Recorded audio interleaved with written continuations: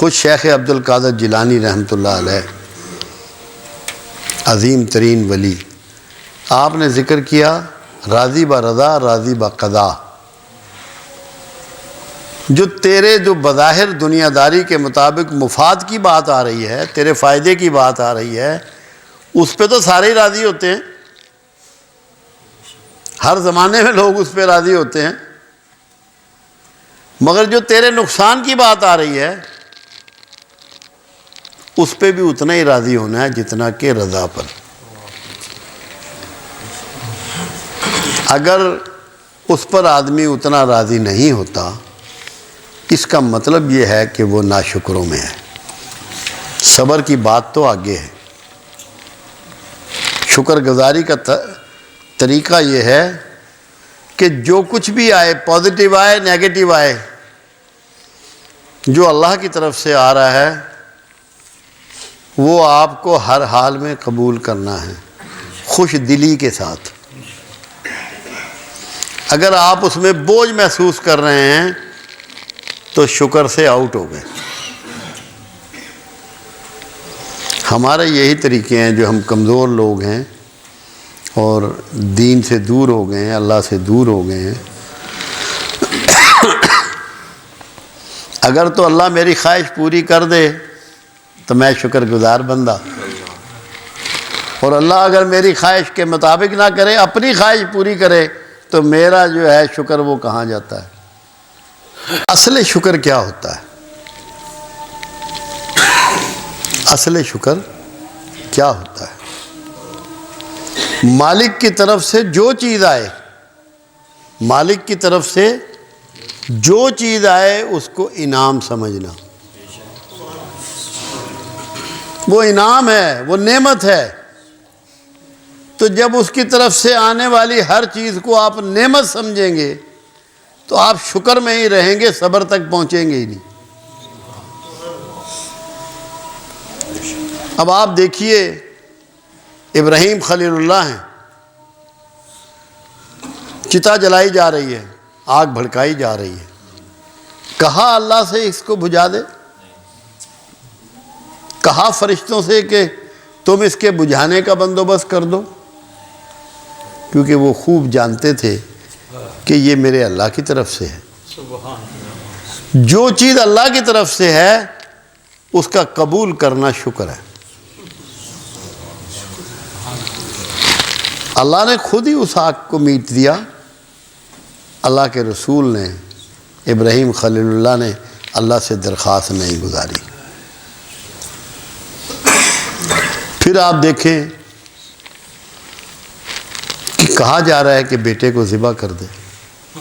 خیال آ سکتا ہے دل میں کہ یہ میرا وسوسہ ہو سکتا ہے، یہ خواب جھوٹا ہو سکتا ہے، اس کی تعبیر پتہ نہیں کیا ہو، مگر کیونکہ من جانب اللہ ہے اس لیے قبول ہے۔ یہ شکر کے پہلو ہیں۔ رسول اللہ صلی اللہ علیہ وسلم طائف میں ہیں، طائف والوں نے بہت تنگ کیا میرے آقا کو۔ فرشتہ حاضر ہوتا ہے، کہتا ہے دونوں پہاڑوں کو میں ملا دوں، ان کو پیس کے رکھ دوں، مگر یہ اللہ کی طرف سے ایک پروگرام ہے۔ آپ فرماتے ہیں میں امید کرتا ہوں کہ ان کی اولادیں اسلام لے آئیں گی۔ یہ شکر کے پہلو ہیں۔ اسی لیے تمام اولیاء الظام نے اس کے مضمون باندھے ہیں، اپنی ٹیچنگ میں یہ سکھایا ہے، اور دو لفظ اکٹھے استعمال کیے ہیں، کبھی اکیلا لفظ استعمال نہیں فرمایا۔ ہمارا شکر ہماری خواہشات کے ساتھ جڑا ہوا ہے کہ میری خواہشیں پوری ہو رہی ہیں، اللہ تیرا شکر ہے، لذیذ چیزیں میسر آ رہی ہیں، اللہ تیرا شکر ہے۔ کیا یہ شکر ہے؟ یہ شکر کا مذاق ہے۔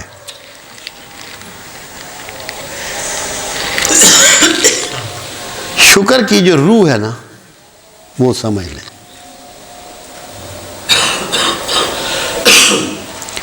جب آپ کی روزانہ کی جو اللہ سے ڈیمانڈیں ہیں جب وہ رک جائیں گی تو شکر گزار ہو جائیں گے۔ آپ دیکھیں دسترخوان پہ کھانا کھا رہے ہیں، جب آپ کا پیٹ بھر جاتا ہے ہاتھ کھینچ لیتے ہیں یا کھاتے رہتے ہیں؟ تو جب آپ نے خواہشوں سے ہاتھ کھینچ لیا، شکر گزاروں میں شامل ہو گئے، شکر گزاروں میں شامل ہو گئے۔ تو شکر گزاری کیا ہے؟ خواہشوں سے ہاتھ کا کھینچ لینا، اپنی آرزوؤں کو چھوڑ دینا، بالکل ترک کر دینا۔ ہماری تو ڈیمانڈیں ہی نہیں ختم ہوتی۔ اللہ کے رسول نے کیا ڈیمانڈ سکھائی؟ اللہ کے حبیب فرماتے ہیں کہ اللہ سے مغفرت طلب کرو، اور میں دن میں 70 بار توبہ کرتا ہوں۔